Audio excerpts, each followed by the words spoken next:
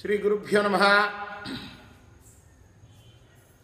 శ్రీ శుకుల వారు చెప్తున్నారు పరీక్షన్ మహారాజుకి, పరీక్షన్ మహారాజా, కురుశ్రేష్ఠుడైన ఆ విదురుడు మైత్రేయ మహామునితోటి ఆ విధంగా పురాణ విషయాలకు సంబంధించిన అనేక ప్రశ్నలను అడిగేటప్పటికీ చాలా సంతోషపడిపోయాడు. ఎంత మంచి ప్రశ్న వేసావు, ఎంత మంచి ప్రశ్నలు వేసావు, చాలా ప్రేరేపించావు నా హృదయాన్ని. ఇప్పుడు నువ్వు చాలా సంతోషంగా ఉంది. ఆ విష్ణుమూర్తి యొక్క లీలలు చెప్పడం అంటే అంతకన్నా గొప్ప విషయం నాకు ఇంకోటి లేదు అని మైత్రేయుడు అంటున్నాడు. విదురా, సత్సేవనీయో బత పురువంశో, ఈ పాండవులు ధార్తరాష్ట్రులు వీళ్ళ పూర్వీకుల వంశాన్ని 2-3 పేర్లతో పిలుస్తారు. భరతవంశం అంటారు, కురువంశం అంటారు, పూర్వవంశం అని కూడా అంటారు. ఇప్పుడు ఇక్కడ పూర్వవంశం అని సంబోధించాడు విదురుణ్ణి. ఈ పూర్వవంశం నీ వంటి సత్పురుషుల చేత సేవింపతగినది అయ్యిందయ్యా. అంటే నువ్వు పుట్టినందువల్ల దానికి మహత్యం ఏర్పడింది. అంటే దాని గౌరవం ఇదివరకే ఉంది, దాన్ని ఇంకా పెరిగింది ఇప్పుడు. ఎందుకంటే నువ్వు అటువంటి ప్రశ్నలు వేసావు నన్ను. కాబట్టి భగవద్భక్తుల్లో ప్రముఖుడివి నువ్వు. పూర్వవంశానికే వన్నె తెచ్చావు నువ్వు అన్నాడు. పూర్వవంశంలో ఎందుకు విదురుడు?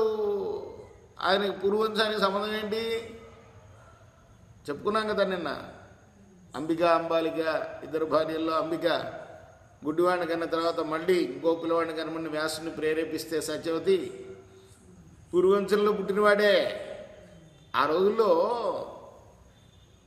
అనేక మంది రాణి వెంట ఉన్నవాళ్ళు ఉండేవాళ్ళు, దాసులు. వాళ్ళు కూడా భార్యలే, రాజుకు భార్యలే అయ్యేవాళ్ళు. అదే అప్పటి ఆచారం. ఆ దాసికి పుట్టినవాడైనప్పటికీ ఆ వంశంలో పుట్టినవాడే. కాబట్టి విదురుడు కూడా అదే చెప్తున్నాడు ఇక్కడ. ఆ వంశానికే వన్నెత ఇచ్చావయ్యా. విదురుడు అంటే ఏదో శూద్రుడని అనుకోవడానికి వీల్లేదు, శూద్ర స్త్రీకి పుట్టాడు కాబట్టి అని. కానీ ఆ వంశంలోనే పుట్టాడు అని చెప్తున్నాడు ఇక్కడ. మైత్రేయుడు అంతటి వాడు సంబోధిస్తున్నాడు, చూసారా. కాబట్టి ఆ వంశానికి, అంతేగాక నువ్వు మామూలు వాడివి కాదు, లోకపాలుడివి. అంతే కదా. ధర్మరాజు దక్షిణ దిశకి అధికారి, లోకపాలుడు కదా. మనం మండపారాధన చేసేటప్పుడు కూడా యముణ్ణి ఆరాధిస్తాం కదా. లోకపాలుడనే, పంచలోక పాలకులు అని అంటాం కదా. వాళ్ళలో యముడు ఒకడు. కాబట్టి లోకపాలుడు అయ్యా నువ్వు. అంటే ధర్మరాజే విదురుడుగా, యమధర్మరాజే విదురుడుగా పుడతాడుగా, చదువుకున్నావు ఇదివరకు. స్వయంగా నువ్వు ఎల్లోకపాలో భగవత్ ప్రధాన, లోకపాలుడివి నువ్వు. బభూవి దేహాజిత కీర్తిమాల, పదే పదే నూతన యస్య భీక్షం. హరి లీలల్ని నువ్వు అనేక రకాలుగా పదే పదే పదే కీర్తిస్తుంటావు, రకరకాలుగా. చూసారా, ఈ సృష్టి క్రమం కూడా అనేక రకాలుగా చెప్పబడింది. ఒకే విషయం అనేక సార్లు చరిత చర్వణంగా మళ్ళీ మళ్ళీ చెప్పబడుతుంది భాగవతంలో. ఎందుకంటే మన మనసులో గట్టిగా నాటుకుండడం కోసం. ఎప్పుడైనా ఆధ్యాత్మిక విషయాలన్నీ కూడా మళ్ళీ మళ్ళీ మళ్ళీ మళ్ళీ చెప్తూ ఉంటేనే అవి మనసులో బాగా నాటుకొని జ్ఞానాన్ని కలిగించి మోక్షానికి దారితీస్తాయన్నమాట కదా. అదే కదా మానవ జన్మ సార్థకత. ఫలం ఏంటి? మానవ జన్మ ఎత్తినందుకు సఫలత ఏమిటి? అదే జ్ఞానం పొందాలి, మోక్షాన్ని పొందాలి. అందుకోసం మళ్ళీ మళ్ళీ చెప్తూ ఉంటున్నారు. నువ్వు మళ్ళీ మళ్ళీ మళ్ళీ మళ్ళీ అనేక విధాల లీలలు కీర్తిస్తూ ఉంటావయ్యా. నీకన్నా గొప్ప శిష్యుడు నాకెవరు? నువ్వు అడిగిన ప్రశ్నలన్నిటికి కూడా సమాధానం చెప్తా నేను అంటున్నాడు. మానవులు అనేవాళ్ళు క్షణిక సుఖం కోసం ఎప్పుడు అరువులు చాస్తూ ఉంటారయ్యా. విషయ భోగాల్లో తేలిపోయి దుఃఖాల పాలవుతూ ఉంటారు. అంతే కదా. ఆ భోగాల కోసం పోతే అది తీరకపోతే దుఃఖం, అది తీరినా దుఃఖమే, మళ్ళీ మళ్ళీ కావాలని, అది కాకపోతే మళ్ళా భోగం రాకపోతే మళ్ళీ దుఃఖం. ఇలా వాళ్ళు క్షణిక భోగాల కోసం అరువులు చాచి వాళ్ళ దుఃఖాల పాలవుతూ ఉంటారు. వాళ్ళని విముక్తుల్ని కలిగించాలి అంటే భగవంతుడి యొక్క కథాశ్రవణమే అది దివ్యమైన ఔషధం. శత్రుచ్ఛైదేక మంత్రం సకలముపనిషద్వాక్య సంపూజ్య మంత్రం. స్వామి కులశేఖరుల వారు పిబమన శ్రీకృష్ణ దివ్యౌషధం అంటాడు. ఆ దివ్యౌషధాన్ని తాగండి, మీ బాధలన్నీ తొలగిపోతాయి అని కదా ఆళ్వారు కులశేఖర వారు చెప్పింది. అట్లానే ఇక్కడ మైత్రేయుడు కూడా చెప్తున్నాడు, ఆ భగవత్ కథా శ్రవణం అనేది, భగవంతుడి యొక్క కథలను వినడం అనేది అది దివ్యమైన ఔషధం. అది మనిషికి ఆ కష్టాలని తొలగించే ఔషధం అది. నువ్వు అడిగావే ఇదంతా కూడా భాగవతంలో ఉందయా నీ ప్రశ్నలకు జవాబులు. ఈ భాగవతాన్ని అనంతుడైన సంకర్షణుడు అంటే ఎవరు? ఆశేషుడే. ఆయనే బలరాముడు రూపం కూడా, బలరాముడుగా అవతరించింది ఆయనే. అయితే సంకర్షణ రూపంలో ఆ సంకర్షణుడు ఎక్కడ ఉంటాడు? పాతాళ లోకంలో ఉంటాడు. విష్ణువుకు ముల్లోకల ఆయనవే, దాని మీద పౌళించి ఉంటాడు విష్ణుమూర్తి కదా. ఆ పాతాళ లోకంలో ఉన్న సంకర్షణ భగవానుడు స్వయంగా సనక సనందనాది మునులకు ఉపదేశించాడు. మనం ఇదివరకు ఏం చదువుకున్నాం? విష్ణుమూర్తి బ్రహ్మకు ఉపదేశించాడు, బ్రహ్మ నారదుడికి చెప్పాడు, నారదుడు వ్యాసులు వారికి చెప్పారు ఈ భాగవతం అని మొట్టమొదటి చదువుకున్నాం. అది ఒక లైను. ఇంకొక లైన్ ఆ విష్ణుమూర్తి చెప్పినప్పుడే ఆదిశేషుడు కూడా విన్నాడనమాట. ఆయన పడక మీదగా పడుకుంటాడు. ఈ ఆదిశేషుడు సనక సనందనాది మహామునులకు చెప్పాట. దాన్ని నీకు చెప్తానయ్యా, అదంతా సావధానుడిగా విను. ఆయన అఖండ జ్ఞాన నిధి. ఎవరు? ఆదిశేషుడు. ఎందుకు పూజిస్తాం రోజు స్వామిని? మనం నాగేంద్ర స్వామిని కూడా పూజిస్తాం. వల్లి దేవసేన సమేత శ్రీ సుబ్రహ్మణ్య స్వామి దేవతాభ్యనమ రోజు ఆయన కూడా జయ చెప్తాం. కారణం ఇదే, ఆయన మీదే పడుకుంటాడు.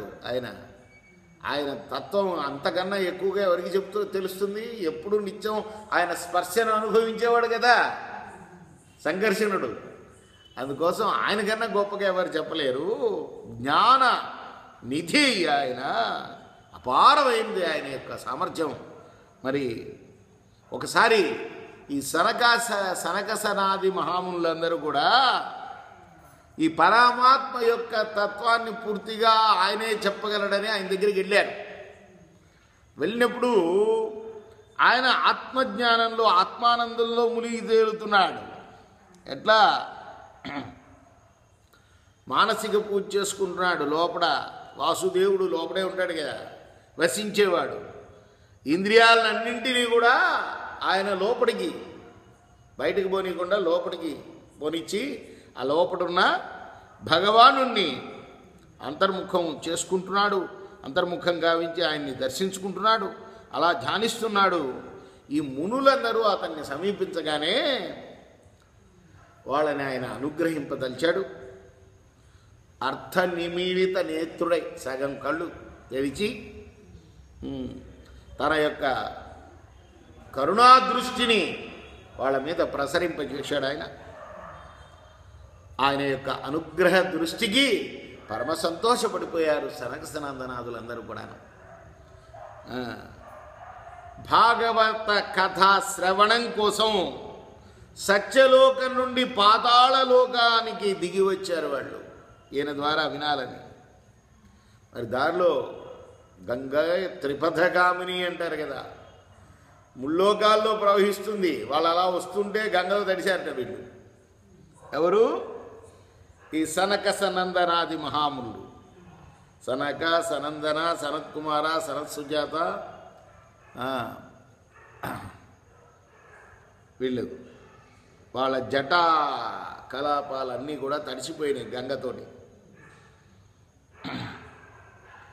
ఆ తడిసిపోయిన జటాజూటాల్ని సంకర్షణుడి యొక్క పాద పద్మాలు అంటేటట్టుగా శిరస్సు వంచారట వాళ్ళు. అక్కడ నాగరాజ కన్యలందరూ కూడా తమకు మంచి వరుడు లభించాలన్న కోరికతోటి మరి ఆ మహానుభావుణ్ణి అర్చించుకున్నాడు నాగరాజు. నాగరాజకన్యలు తమకు ఉత్తమ వరుడు లభించాలని నాగరాజైన ఆదిశేషుడు సంకర్షణుణ్ణి ఆయన పాదపద్మాలని అర్చిస్తూ ఉన్నారు. వీళ్ళు కూడా అక్కడికి పోయి గంగతో తడిసిన తమ జటాజుటాల్ని ఆయన యొక్క పాద పద్మాలకు అంటేటట్టుగా పాద పద్మాలు పీఠం అది పాద పీఠాన్ని తాగేటట్టుగా వీళ్ళు ఇచ్చేస్తే పాద పద్మాలని వాళ్ళు అర్చించుకుంటున్నారు నాగకన్యాలందరూ కూడా. భగవంతుడి యొక్క లీలా విశేషాలని బాగా ఎరిగిన వాళ్ళే వీళ్ళు. సనకసనందనాదులు అందరికీ వాళ్ళకి తెలియంది ఏముంది భగవంతుడి లీలలు. అయినా కూడా ఇంకా ఎక్కువ స్పర్శను అనుభవిస్తూ ఉంటాడు కాబట్టి ఆదిశేషుడు ఆయన నుంచి ఇంకా తెలుసుకోవాలన్న ఆతృతతోటి వాళ్ళు వచ్చారు. వచ్చి మొట్టమొదటిగా రాగానే ఆయన యొక్క లీలల్ని కీర్తిస్తున్నారు. ఎవరి లీలల్ని? సంకర్షణుడి యొక్క లీలల్ని, ఆదిశేషుడి యొక్క. ఎంత ఆవేశంతో వాళ్ళ కంఠాలన్నీ కూడా గద్గదమయ్యేటట్టుగా వాళ్ళు స్తుతిస్తున్నారు ఆయన్ని. మరి అప్పుడు ఆదిశేషుడి యొక్క 1000 పడగలు కూడా పైకి అలా బాగా ఉప్పొంగుతున్నాయి అన్నమాట, పైకి లేస్తున్నాయి. ఆయన యొక్క కిరీటం మీద ఉండే మణులు ఉంటాయి కదా, మనం కూడా నాగరాజు చూస్తే పైన మణి ఉంటుంది, ఆ 1000 సహస్ర ఫణి కదా ఆయన.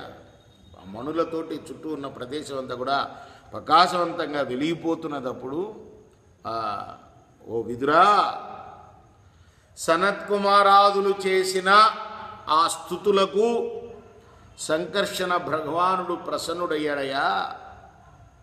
మోక్షధర్మాల యందు ఆసక్తి ఉన్న ఆ సనత్కుమారాదులకి భాగవతాన్ని వినిపించాడు ఆయన. ఆ తర్వాత ఆయన సనత్కుమారాదులు వాళ్ళలో అంటే సనత్కుమారుడు అనేవాడు సాంఖ్యాయన మునికి ఆ భాగవతాన్ని వినిపించాడు. ఆ భాగవతం అంటే భగవంతుడి యొక్క విభూతులు, ఆయన యొక్క మహత్యములు, అలానే భాగవతుల యొక్క విభూతులు కూడా, భక్తుల యొక్క కథలు కూడా, అవన్నీ కూడా వినిపించాడయా సాంఖ్యాయనుడికి. ఆ సాంఖ్యాయనుడు తన శిష్యులైన పరాశర మహర్షికి, బృహస్పతికి వినిపించాడు. మరి ఆ పరాశర మహర్షి నాకు వినిపించాడు అని ఎవరు చెప్తున్నారు? ఇది మైత్రేయ మహాముని. వ్యాసుల వారేమో శుకులకి చెప్పాడు. ఆ శుకుడే చెప్తున్నాడు ఈ వృత్తాంతం అంతా. ఒక పక్క నుంచి మళ్ళీ ఏది ఈయన కూడా విన్నట్టు, ఈయన కూడా మైత్రేయముని కూడా విదురుడికి వినిపించినట్టు. అలా పరమదయాళు అయిన పరాశరుడు పులస్త్యుని యొక్క ప్రేరణ పైన నాకు ఉపదేశించాడయ్యా. మైత్రేయముని చెప్తున్నాడు, నాయనా విదురా, నువ్వు ఇక్కడికి వచ్చావు కనుక కాబట్టి నీకు ఆ భాగవత శ్రవణంలో శ్రద్ధ ఉన్నది కాబట్టి నీకు నేను వినిపిస్తాను. సృష్టికి పూర్వం ఈ విశ్వం అంతా కూడా మొత్తం జలమే ఉన్నది, నీళ్ళే ఉన్నాయి. ఆ సమయంలో శ్రీమన్నారాయణుడు ఒక్కడే ఆదిశేషుడి పైన పవళించున్నాడు. ఆయన యొక్క జ్ఞానశక్తి ద్వారా జాగృతమై ఉంది అక్కడ వాతావరణం అంతా కూడాను. ఆ ప్రభువు కళ్ళు తెరిచాడు. ఆ తర్వాత మళ్ళీ కళ్ళు మూసుకొని నిష్క్రియుడై ఆత్మానందంలో ఉండిపోయాడు.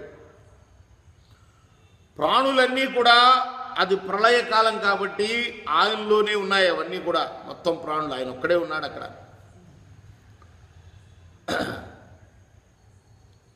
ఏ విధంగా అయితే అగ్ని కట్టెలో దాగి ఉంటుందో అట్లా ప్రాణులన్నీ దాగి ఉన్నాయి.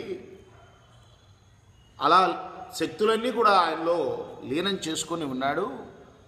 ఈ విధంగా ఆయన 1000 చతుర్యుగాల కాలం, 4 యుగాలు కలిపితే ఒక యుగం కదా, అటువంటి 1000 చతుర్యుగాలు యోగ నిద్రలో ఉన్నాడు. ఆ తర్వాత మళ్ళీ జీవుల యొక్క కర్మ ప్రవృత్తిని ఆయన ప్రేరేపించడం మొదలుపెట్టాడు అని చెప్తున్నాడు. నెక్స్ట్ ఎపిసోడ్లో మిగతా భాగాన్ని కొనసాగిద్దాం. కృష్ణార్పణమస్తు.